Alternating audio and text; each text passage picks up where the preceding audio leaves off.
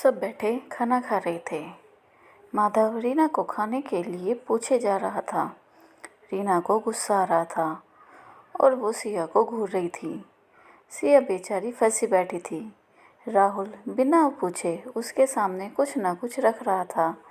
राज, शिव, मेघा और दीपा देखे जा रही थी। सिया ने 2-3 बार राहुल को रोकना चाहा, पर वो टेबल के नीचे से उसका हाथ पकड़ लेता। इस बार तो उसने पकड़कर छोड़ा ही नहीं। सिया सबके सामने ये बात नहीं लाना चाहती थी, सो चुपचाप दूसरे हाथ से खाना खाती रही। राहुल ने भी एक हाथ से सिया का हाथ पकड़ रखा था और दूसरे हाथ से खा रहा था। सिया जितना छुड़ाने की कोशिश करती, वो उतना कसकर पकड़ लेता। बाकी सब अपनी बातों में मस्त थे। लड़कियों ने राहुल को गिफ्ट दिए। वो मना कर रहा था, पर सिया ने धक्के से दे दिए। राहुल ने सिया को साइड में चलने को कहा। सब उन्हें ही देख रहे थे। सिया नहीं चाहती थी कि उसकी फ्रेंड बाद में मजाक उड़ाए, पर राहुल तो राहुल था। उसने साइड में आकर सिया को पैसे पकड़ाए।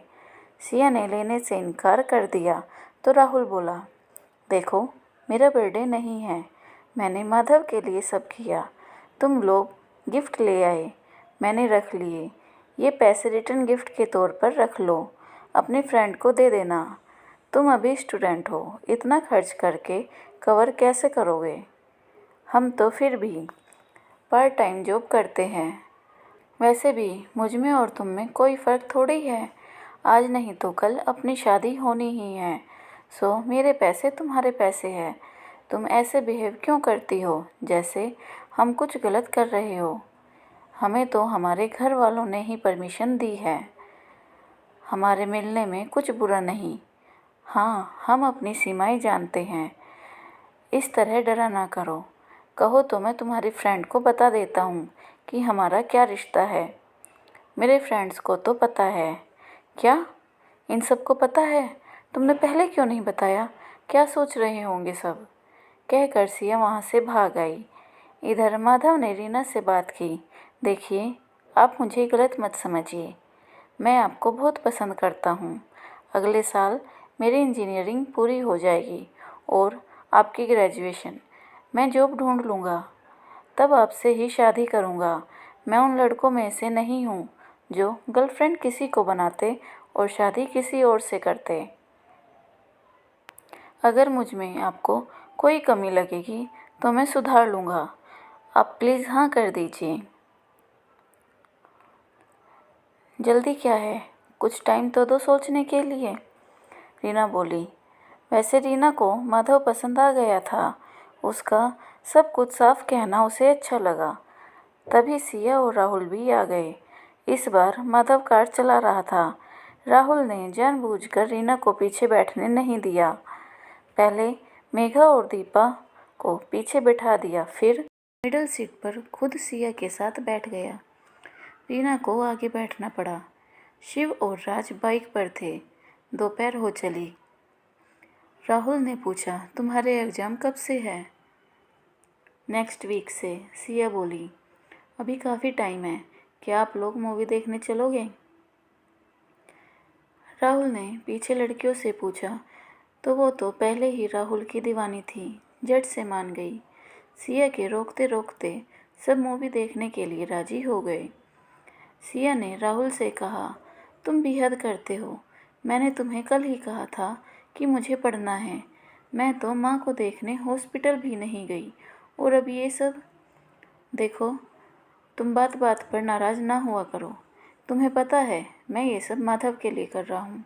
और हाँ, मैं बताना भूल गया, माँ को आज सुबह छुट्टी मिल गई है। अब तक तो वो घर होंगी। एग्ज़ाम तो उनके भी है, पर तुम्हारी फ्रेंड तो कोई ऐतराज़ नहीं कर रही। तुम यूं ही शोर कर रही हो, राहुल ने थोड़ा चिढ़ कर कहा। उसे सिया का इस तरह उसकी बात न मानना बुरा लग रहा था। शोर हद है, शोर हद है। मैं तो शोर करूँगी ही ना। उनका तो आर्ट्स सब्जेक्ट है, उन्हें किस बात की टेंशन।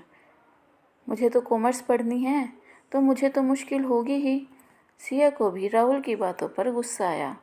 बस इतनी सी बात। ऐसा करो, अगले हफ्ते की छुट्टी लेकर मेरे साथ घर चलो। मैं तुम्हारी तैयारी करा दूंगा और तुम माँ के साथ भी रह लेना। राहुल ने कहा। सिया को बात ठीक लगी। उसे पता ही नहीं चला कि राहुल उसे करीब रखने के लिए जाल बिछा रहा है और वो उस जाल में फंसती जा रही है।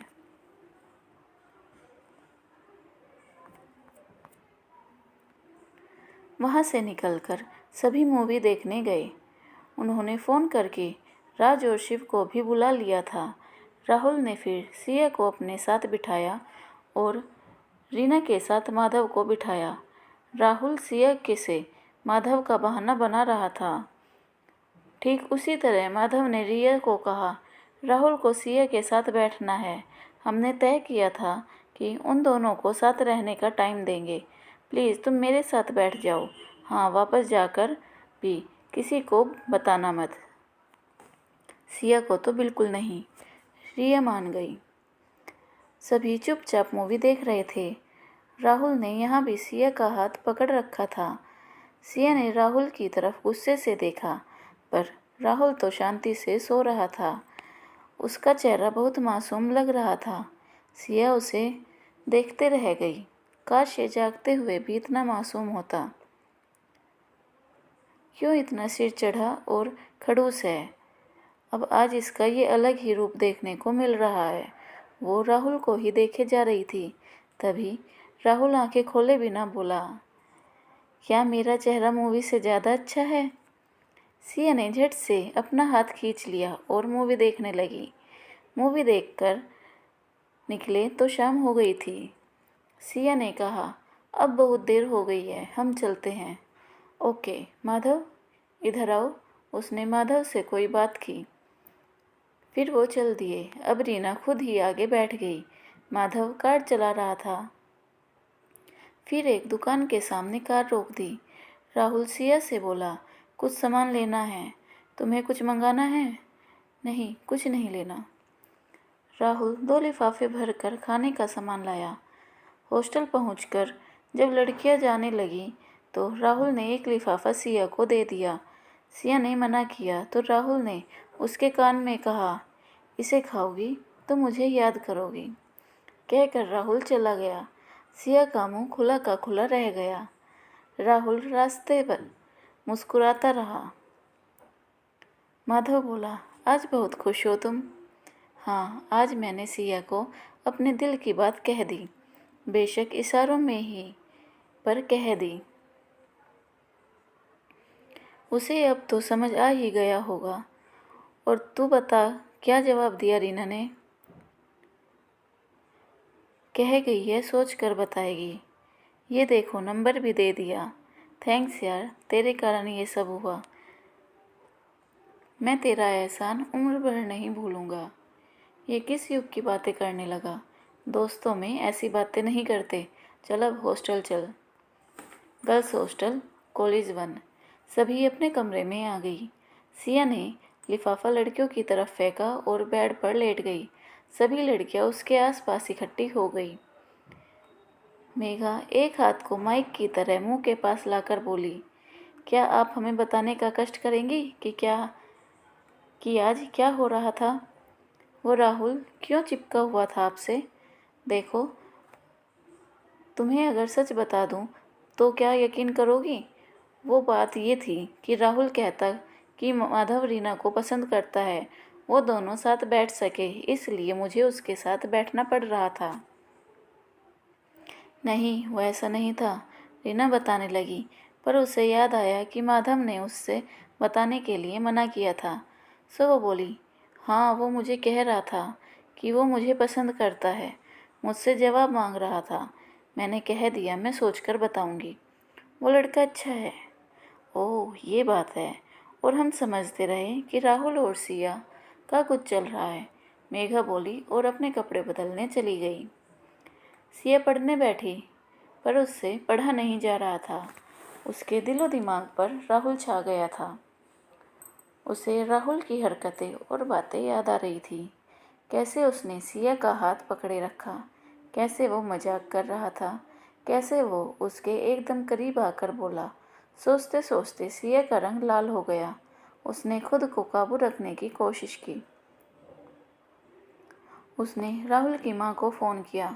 फ़ोन उठाते ही सिया बोली, हेलो, अब कैसी तबीयत है? पहले ख़राब थी, तुमने पूछ लिया, अब ठीक हो गई। राहुल तुम? हाँ मैं। माँ सो रही है, मैं पास ही बैठा था इसलिए मैंने उठा लिया। राहुल ने कहा, अब कैसी है आंटी? मैंने यही पूछने के लिए फ़ोन किया है। सिया बोली, माँ ठीक है, रात बहुत हो गई है, अब तुम भी रेस्ट करो। सिया ने फ़ोन रख दिया। सिया की धड़कन पहले से भी तेज हो गई थी। उसने किताब रख दी और सो गई। अगले दिन सुबह सिया को राहुल की माँ का फ़ोन आया। सिया ने पूछा, हेलो आंटी जी, अब कैसी हैं आप? ठीक हूँ बेटा, राहुल बता रहा था तुम यहाँ आओगी। बहुत अच्छा है बेटा, अगर कहो तो मैं बात करूँ तुम्हारे वार्डन से? आज ही आ जाओ, टाइम बता देना, मैं राहुल को भेज दूँगी तुम्हें लेने। टीना भी 2 दिन बाद अमेरिका जा रही है पढ़ने, उसे भी मिल लेना। आंटी जैसा आप चाहे, वार्डन मैडम से मैं खुद बात कर लूँगी। टीना के बारे में मुझे पता नहीं था, किसी ने बताया ही नहीं। चलो मैं वार्डन से बात करके आपको फ़ोन करती हूँ। सिया ने अपने पापा को फ़ोन किया। इधर उधर की बातें करने के बाद बोली, पापा आपसे एक बात करनी थी। वो ओबरोय आंटी की तबीयत ख़राब है, वो चाहती है कि मैं ये हफ्ता उनके साथ रहूं। उनकी बेटी 2 दिन में अमेरिका जा रही है, उसे भी मिल लूँगी और वहाँ रुककर एग्ज़ाम की तैयारी भी कर लूँगी। आप बताओ जाऊँ या नहीं? जाओ बेटा, तुम्हारा ससुराल है, मुझे कोई ऐतराज़ नहीं, लोग अच्छे हैं। अगर कोई और होते तो मैं मना कर देता, पर इन्हें कैसे मना कर सकता हूँ? वो तुम्हें मुझसे ज़्यादा प्यार करते हैं। चल पहुँचकर फ़ोन कर देना, पापा ने कहा। सिया दीपा को लेकर